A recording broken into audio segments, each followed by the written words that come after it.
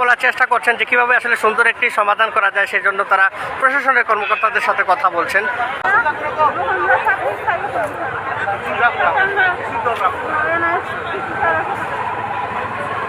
আপনার যদি দাবি না মানা হয় আগে কি চলমানি থাকবে?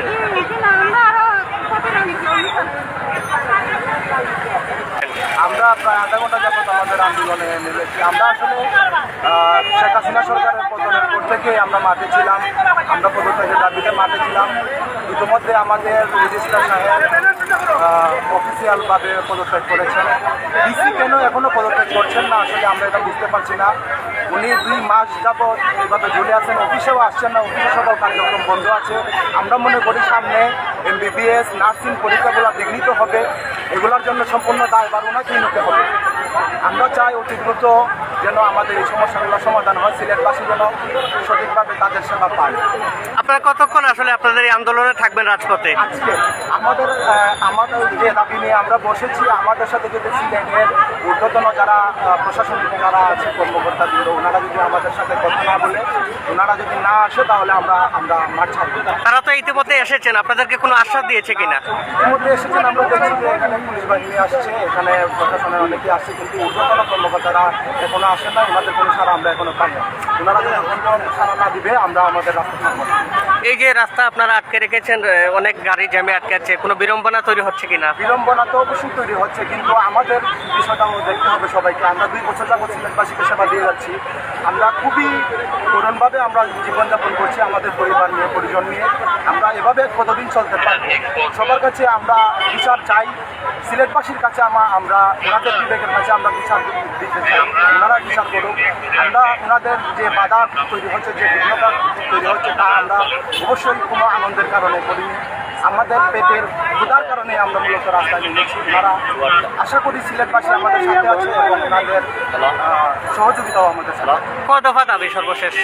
যে আমাদের দাবি হচ্ছে আমাদের বকেয়া সহযোগী ভাতা এবং আমাদের চাকরি নিয়মিত এই দাবিতেই আপনারা আছেন এবং শীঘ্রই হয়তো এখানে সুন্দর একটি সমাধান হবে সেই প্রত্যাশা করছি। তবে এখানকার বর্তমান যে পরিস্থিতি সেটি সরাসরি আপনাকে দেখানোর চেষ্টা করছি। আইনশৃঙ্খলা রক্ষাকারী বাহিনীর সদস্যরা কিন্তু বেশ কিছু সময় থেকে এখানকার যারা আন্দোলন ডেকেছেন তাদের মধ্যে যারা সিনিয়র আছেন তাদের সাথে কথা বলার চেষ্টা করছেন এবং তাদেরকে বোঝানোর চেষ্টা করছেন এভাবে রাস্তা আটকে আসলে জনগণের বা সাধারণ মানুষের যে ভোগান্তি সেটি আসলে কোনোভাবে সুন্দর সমাধান নয়, তাই তাদেরকে বোঝানোর চেষ্টা করছেন। তবে শেষ অবধি সমাধানটা কী হয় সেটি দেখার বিষয়। আপনার যদি একটা মাস বেতন বন্ধ হয়, আমরা 22 মাস আমরা খুবই খুশি হইতাম যদি ডিসি মহোদয় 5 তারিখ করতে, তাহলে আমরা অত্যন্ত খুশি হইতাম। আমরা কিন্তু প্রেস কনফারেন্স করেছি, সিলিংয়ের যত দপ্তর আছে এই কমিশনার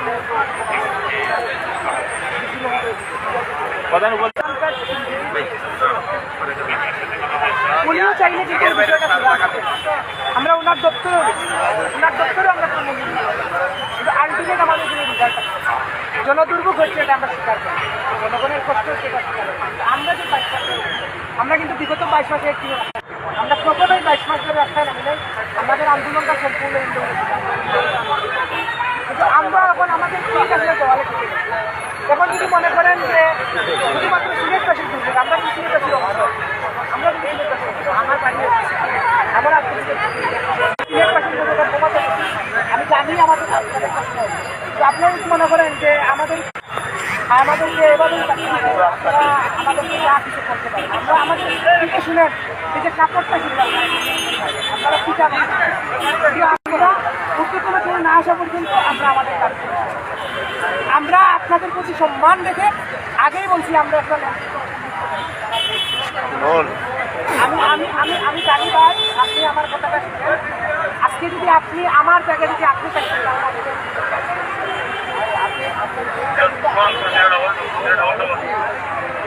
না আমি